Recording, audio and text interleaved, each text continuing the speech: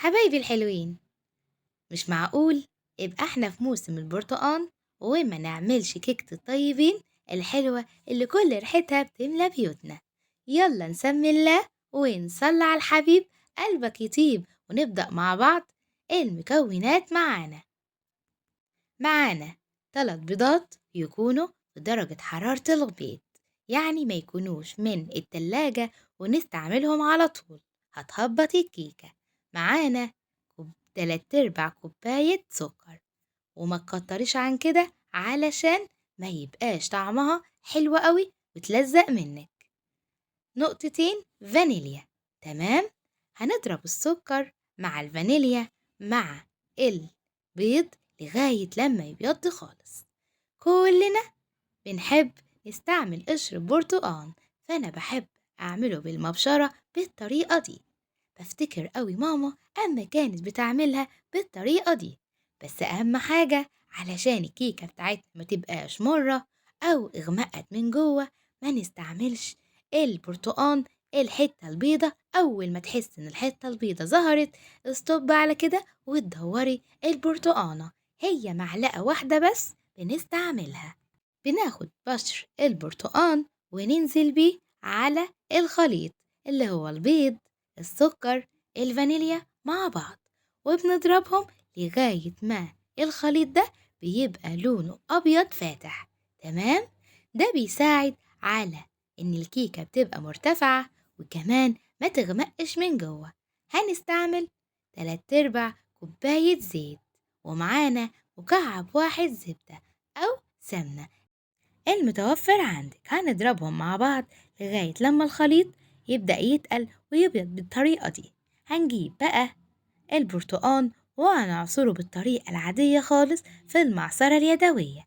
أهم حاجة نصفي البذور لو هو برتقان بلدي، إنما ده بسرة ماهوش بلدي. البلدي في الكيكة بيطلع روعة لأن البلدي ميته أكتر من البسرة. البسرة للأكل إنما البلدي للعصير.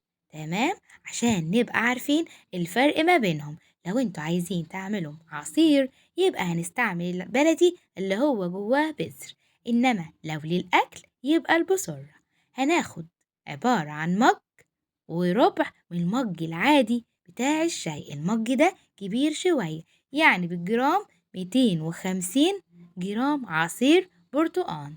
هناخد بالدقيق بقى، لازم ننخله كويس قوي علشان نضمن هشاشة الكيكة. هناخد معانا كوباية المعيارية 2.5 كوباية مليانين من الكوباية المعيارية بتاعة مج الشاي المعتاد بتاعنا. وأهم حاجة دقيقنا يبقى نضيف، ما يبقاش مركون في التلاجة أو محطوط على جنب يبقى فيه شوائب ريحته مش كويسة، وحتى الكيك شيف برضو يتنخل.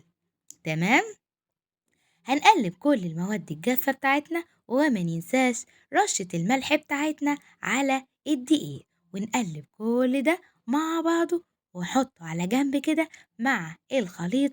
ونحط بقى المواد السايلة بتاعتنا على المواد الجافة حبة حبة ونقلب مع بعض. تمام، لازم الخطوة دي ما نحطش كله على بعضه، الدقيق هيكلكع معانا ومش هنعرف نقلبه، وبعد كده هنقول الكيكة هبطت مننا. الكيكة سهلة جدا بس فيها حاجات وتكات لازم تعمليها. كل حاجة تبقى خارجة من التلاجة ساعة قبل ما تشتغلي. الفرن تولعيه قبل ما تبدأي تشتغلي خالص، تبدأي تولعيه.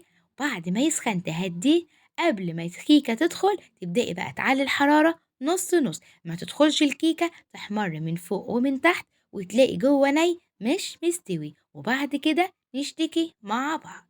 هناخد الدقيق حبة حبة، وهنا كريم كان بيحشر نفسه في التقليب.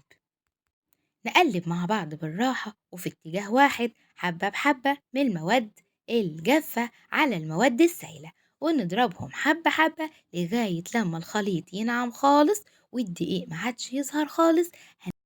نقلب بقى في اتجاه واحد وناخد كل حوافي من الدقيق كده. هنطلع الكيكة بتاعتنا فاتحة، وكمان طلع الكيكة حلوة ومش ملزقة، يعني احنا ما كترناش لا زيت ولا سكر ولا مواد رافعة وكمان ما هبطناش الكيكة بالتقليب. كل ما تقلبي والدقيق يبقى كويس في اتجاه واحد هتلاقي أحلى كيكة هتطلعيها. يعني بيجيلي أسئلة كتير إن الكيكة غامقة من جوه، بنحط بشر برتقان كتير، بيكنج باودر فاسد، ممكن يكون فانيليا كتير، كمان بنقول الكيكة بتلزق من فوق، بتكتري زيت وسكر، الاتنين دول بيخلوا الكيكة تلزق من فوق. لازم بقى كمان وانتي بتبطني الصينية تشيلي أي زوايد من الدقيق، لأن الزوايد دي بتعمل طبقة طعمها لاذع، وكمان بتتحرق بسرعة، لأن الدقيق مع المادة الزايدة بتتحرق الصينية. الكيكة في الألمونيا سيدة المطبخ، يعني محدش يقول كلمة على الألمونيا، بصراحة بتسوي أي حاجة حلوة قوي، أحسن من الستانلس ستيل والجرانيت كمان.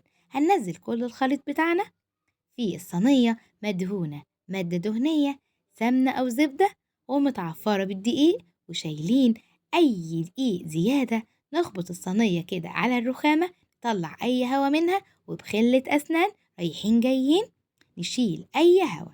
الأثناء دي يكون الفرن والع، درجة الحرارة 180، تدخل على طول.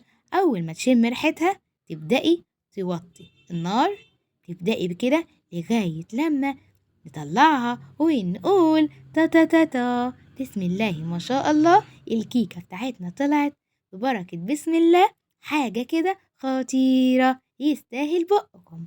فرحوا عيالكم في الأجازة واعملوا لهم كيكة تفرح البيت كله. ريحة المخبوزات وريحة الكيك في البيت بتخليها سعيدة، وكمان بتحس إن ولادك دافيانين حواليكي.